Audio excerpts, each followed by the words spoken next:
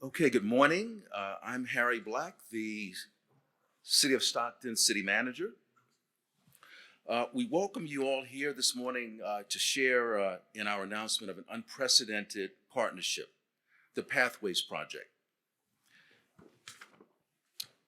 Solutions require vision, strategies, plans, tactics, and laser focus. The Pathways Initiative embodies these key ingredients: vision, cooperation, collaboration, strategy, and action. The Pathways Project will generate hundreds of homeless will receive temporary shelter and services in a low barrier environment, a much needed resource in our community, and St. Mary's Dining Hall will be leading the way. This morning, you're going to hear from our various partners. And again, cooperation, collaboration, that's the key. That is the only way that we're going to beat this problem, is collectively. You'll hear from some of our partners this morning. You'll hear from our mayor, Kevin Lincoln. You'll hear from Petra Linden, who is the CEO of St. Mary's Dining Room. Our San Joaquin County Board of Supervisors Chair, Robert Rickman. Don Wally, President and CEO of Dignity Health at St. Joseph's Medical Center. And you'll also hear from Lizeth Granados, Chief Executive Officer, Health Plan of San Joaquin. Each organization will have individuals to recognize and acknowledge for their contributions to making this project possible. In addition, I would like to thank the City of Stockton Economic Development Director, Carrie Wright, and her department, as well as Marcia Cunningham from the county. I don't know if Marcia's here with us this morning, but together they worked out the fine print, which has allowed us to be here today. So at this time, I am going to ask Petra to come forward and tell us a little bit about the project, and then she's going to be followed by Mayor Kevin Lincoln, and then I'll come back up to introduce the other speakers. What a wonderful community to be a part of. I am so excited that everyone has come together. I feel like when this idea first surfaced, there were other partners ready to go. We were just able to step forward and say, yeah, we'll partner with you. We'll be a part of this. Really what we're doing here with the Pathways Project is creating a new type of sheltering in Stockton, where those who are most vulnerable in our homeless community will have their own individual unit where they can stay. And I wanted to share a few pieces about examples of some of the people who will be helped through this project. Alana is somebody who, and just for confidentiality, I've changed some of the details, but Alana has been with us for a while. She's 62 years old, as in a wheelchair. And, she's just a beautiful soul, very kind. And if you go up and you ask her, can I help wheel you over to the dining room? She'll often say, well, if it isn't too much trouble. Just really kind. She's starting, unfortunately, to struggle with some dementia. She has numerous medical conditions. And so she's got more than a dozen medications she needs to take each day. As you can imagine, that's very difficult in a traditional shelter setting. And so she struggles to stay on top of it. These types of units would be perfect for her. She could have her own place where she could have her medication settled. We could come see her every day, make sure she's getting what she needs, check in with her. And she would be able to participate in our recuperative care units. So one of the things in this project, there will be 50 units set aside for those homeless folks who are being discharged from the hospital. Another individual that I think of that can really benefit from these is Daniel. So Daniel is 32 and struggles from severe mental illness. His paranoia puts him in a state where he doesn't trust other people. And so again, a congregate shelter situation is very challenging for him, and he often is not able to stay there. In between crisis episodes, he's in the psych hospital, but then when he's not there, he's with us at St. Mary's. And rather than have him stay in the encampments, we would love to have him in one of these units. We can help him stabilize, address his mental health needs, get him into treatment, and then find out what types of long-term housing would be best for him. And finally, there's Isabella. She is around my age and very, but she does have some cognitive limitations. And so she was living with her mom until her mom recently passed away. When her mom passed away, she lost her support system. And so she started living, she wasn't able to pay rent, and she ended up living in her van. So she's been living in her van for the last several years. And every time we try to place her in a shelter, she can't because she has 2 large dogs. And so she's not willing to get rid of them. One of the dogs was from her mother, and so she just has a really strong connection. So again, these units will be able to provide for those special needs where we will have accommodation for pets as well. So it's really going to be, we think, a great opportunity to have people placed into these units. They can be there for about 6 months while we do assessment, work with them to get them into services, and then look at long-term housing solutions. So very grateful for all of the partners on this project, and really want to thank especially our funding partners who you'll be hearing from this morning, as well as our board members from St. Mary's Dining Room and our board president, Rocio House, as well as our building oversight committee, which is Steve Harum, Peter Ragsdale, Jim Hanley, and Doug Davis. So thank you all for your partnership in making this happen. And also to Caltrans, who's helping us to identify some additional property opportunities so that we can accommodate the needs for this expansion.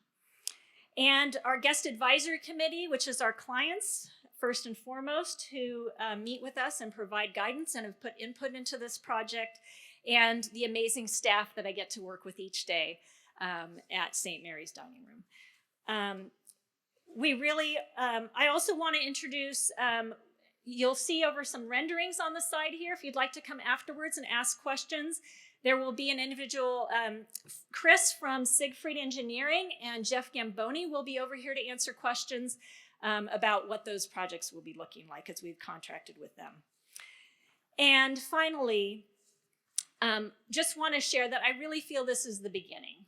I feel this is the beginning of ending unsheltered homelessness in Stockton, and thank you for being a part of that. I think you can hear by the examples that Pietra shared, we understand the complexity of homelessness and how it's impacting individuals within not only the city of Stockton, but San Joaquin County as a whole. And it's very remarkable, and it's no small feat to get this project to the point where it is today with the partners that we have represented here right now. We're talking about $16 million, talking about being able to meet the needs of over 300 unsheltered within our community that come from different backgrounds, different circumstances. So what we're talking about is we're talking about meeting the fundamental needs of those that are impacted by homelessness in our community. That's what this project is all about. That's what this community is all about. That's what these partnerships are all about. Talking about public, private, nonprofit partnerships, but not just any type of public, private, nonprofit partnership. We hear that term thrown around quite a bit. You look, there's multiple partners here, multiple nonprofit organizations come together for this project. There's multiple government agencies that have come together to help make this happen. And there's multiple private sector investors, right, partners that are helping us realize this. We don't accomplish anything in the progress that we've made in San Joaquin County without working together, without getting stronger and leveraging each other's resources. I want to thank the county for this has been a discussion that we've had for a couple of years now, over 2.5 years. I know that it's this particular opportunity and partnership with the county has gone through different iterations at different points. But one thing I will share is that we continue to persevere. We continue to work together. We continue to open up the dialogue to figure out how we can get to yes with a particular project. And here we are with this Pathways project. It all started 2.5 years ago with a 2x2 that was formed at the time, Chairman Patty. And we also picked it back up when Council Member or Supervisor Miguel Villalpudua supported us with setting aside the $6.5 million for a project in Stockton to partner with the city of Stockton. And Councilmember Dan Wright and myself, we went and met with county administration to see about how we could take the next steps and get something, get back in dialogue again, right? And get a project going.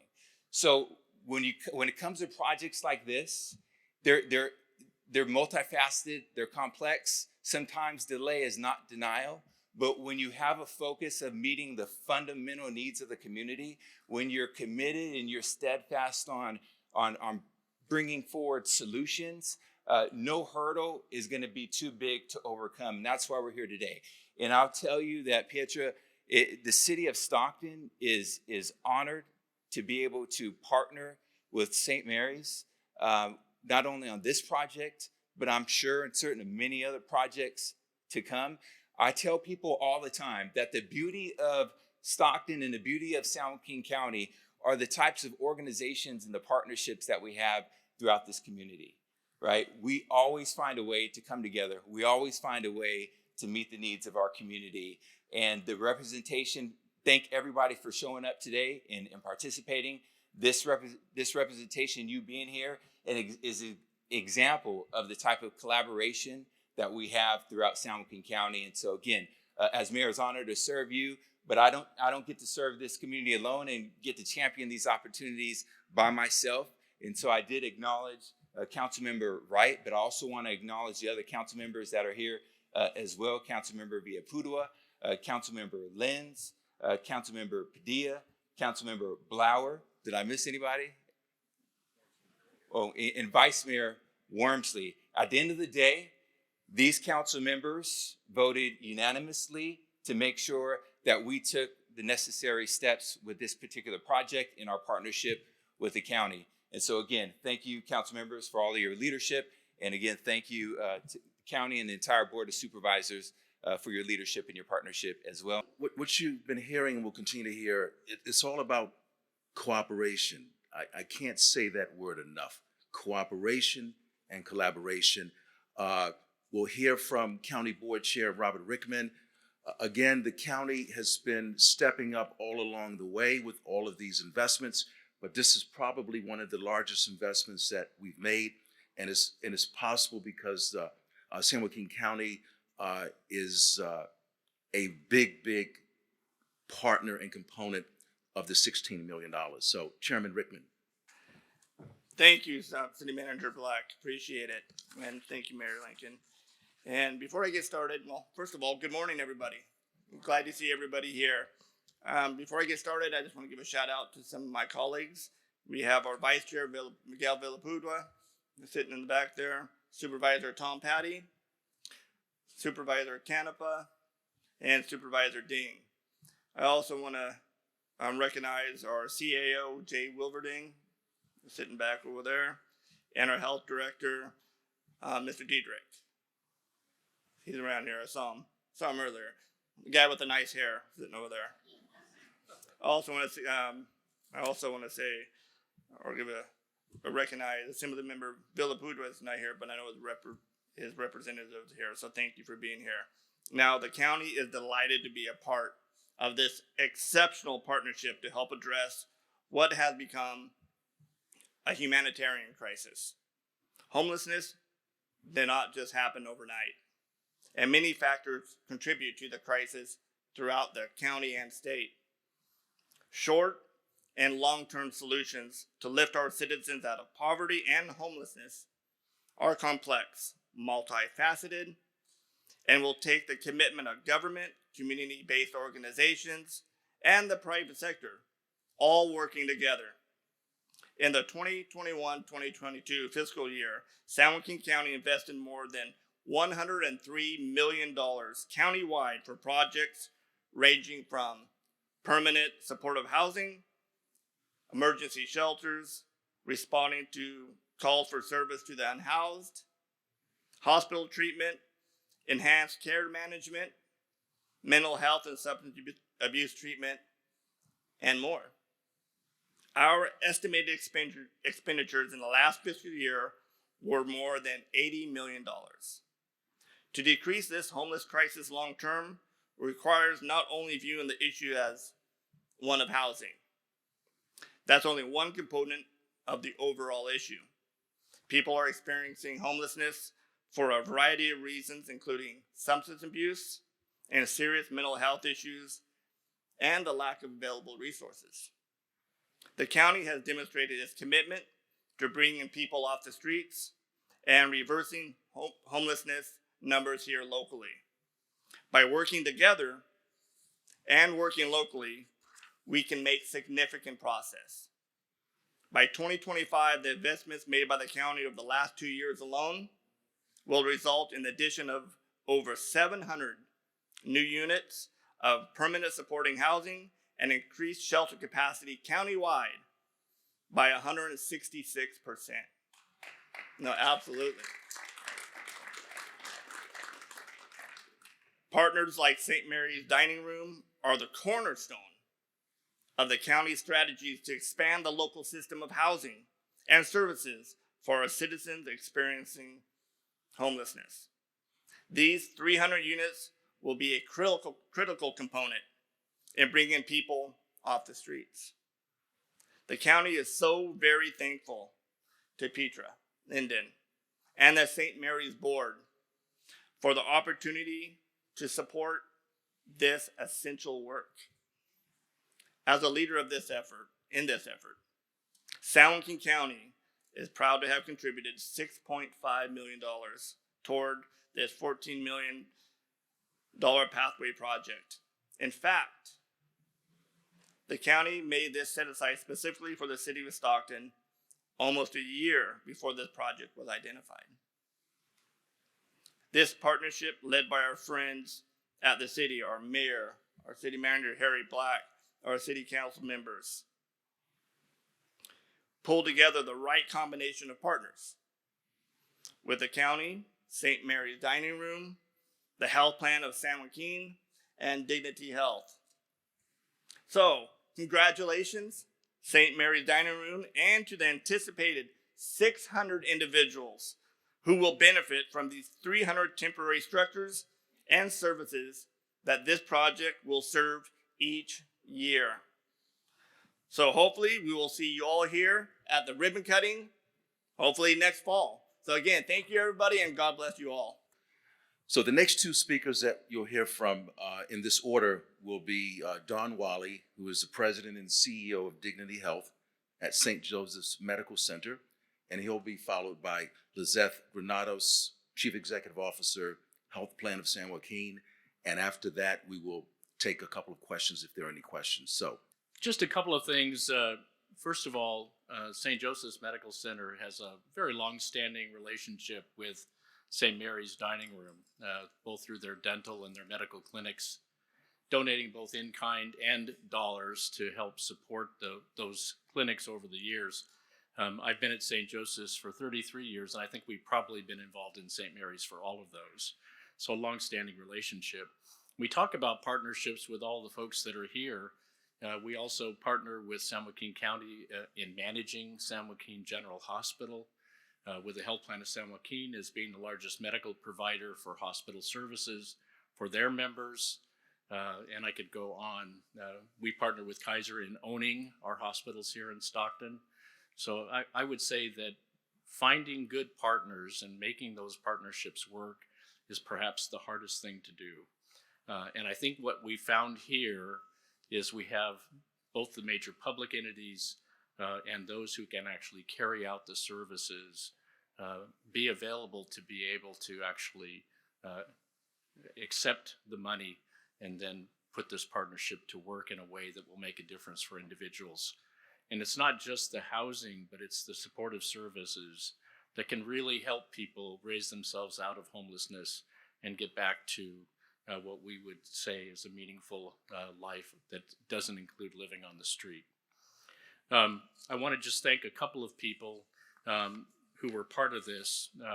I understand there was a meeting between Tammy Shaft and Petra. Those are the current and previous Director of Community Health Services at St. Joseph's Medical Center, in case anybody lost sight of what Petra was doing before. and Ashley Brand from our national office, who has been extremely supportive of homeless health initiatives here.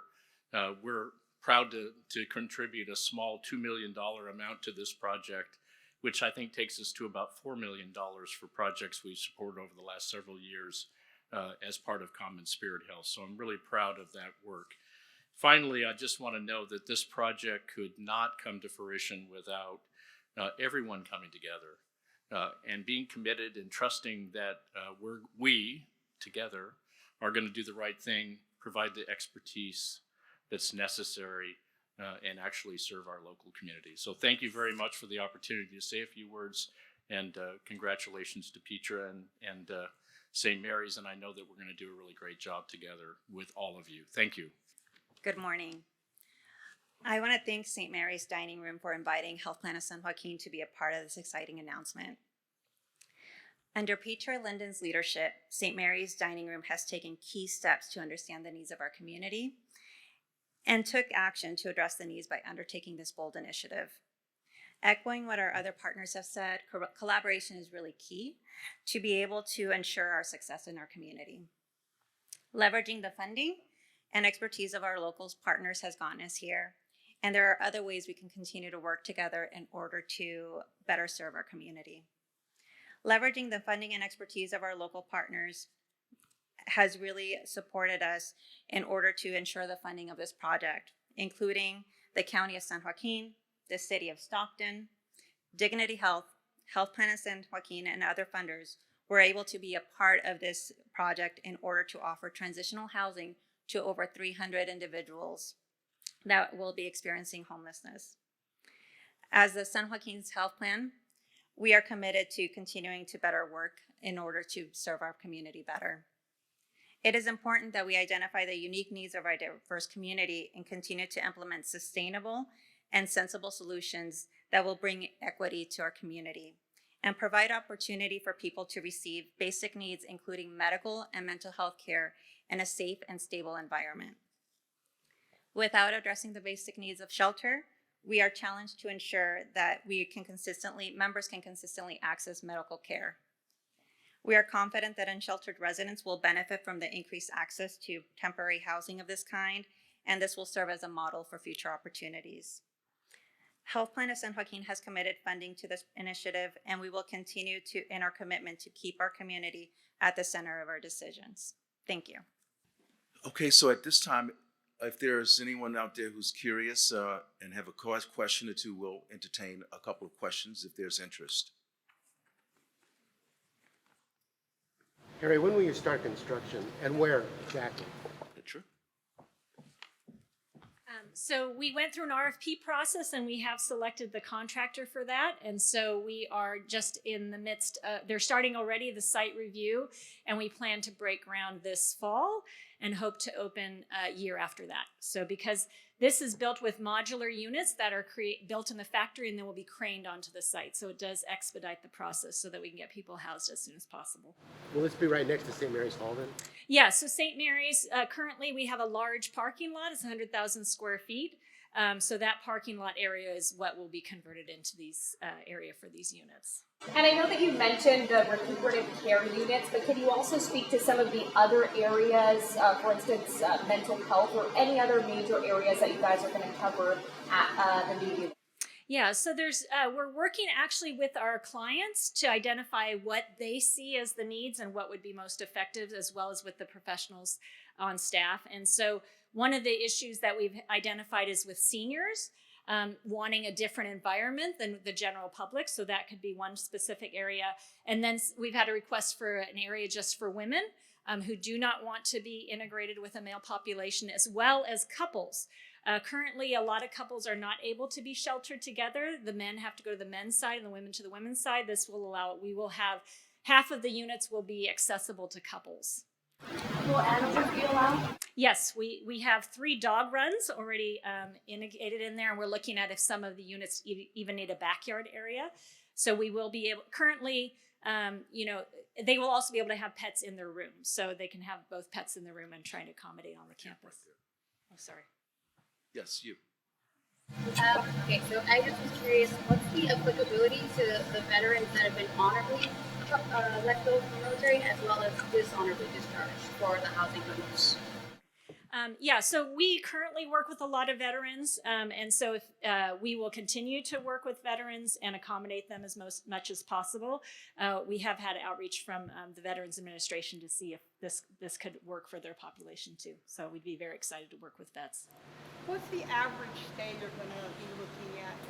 So we're looking at 6-month maximum is our goal.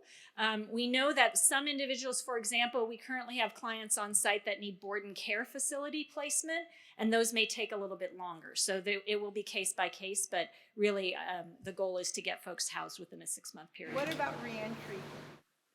Yes, so we currently have many individuals on our campus that are formerly incarcerated, and so probation is on site with us and works with us as well. And so we are definitely open to serving anyone who's homeless and needs services. Can you explain what low barrier means in terms of the people who will be coming there? Could you restate that? Well, they talk about a low barrier housing facility. What does that include besides the pets, I guess? Yeah, so low barrier basically means people are not mandated to be part of a program. So services are voluntary. And we know that that's often a very important first step, especially if somebody is struggling with mental illness or other behavioral health issues, that if you mandate them into services, then they may not choose to come to a shelter. So this is opening it up for the maximum number of people to actually come in and start services. Yes, sir. So my question's for the city manager, Harry Black. So upon the completion of the St. Mary's Modular Housing Project and the Stockton Emergency Shelter Project that's being completed now, how many beds can we expect to be in the city of Stockton for the unsheltered population upon completion of this project? Well, based on the last point in time count, the St. Mary's project, along with the Navigation Center project that should be completed by the end of this summer, we're getting close to narrowing the gap in terms of the number of unhoused with available beds of some sort, be it a permanent supportive housing bed, be it a shelter bed, be it a transitional housing bed, or be it an affordable housing bed. This project will get us almost to the finish line in terms of being able to say that we have a bed for each person who is unhoused. Yes. So if our stay is 6 months, maximum stay, and hopefully to get them into permanent housing, what does the city and the county have in mind to start building massive permanent housing, even as a 1-bedroom or studios, besides what's going on right now? I mean, we need more programs. That's a great question. So often we focus primarily on the unhoused, but it's as we have a continuum of care, it's a continuum of a need for different types of housing. We have other partners here. This morning we have Peter Ragsdale of the San Joaquin Housing Authority and his mission and all of the partners that are here on this project. We're partnering with Peter as well in terms of building permanent supportive housing, affordable housing. We have Fred Shield here, who is doing and making contributions on a more micro level. So again, we don't have enough affordable housing. We don't have enough permanent supportive housing, and we don't have enough market rate housing. So we are focused on all of those. Believe it or not, this may be the easiest component of the entire spectrum to deal with, but it's on the radar, and I know the county has been spending a lot of money on affordable housing support, just as the city has, and we're committed to continuing to do that. Okay, thank you very much, everyone, for coming. Please mosey over to the renderings and take a look at what things are going to look like. Thank you for coming out. Cooperation, collaboration, that's the key. Thank you.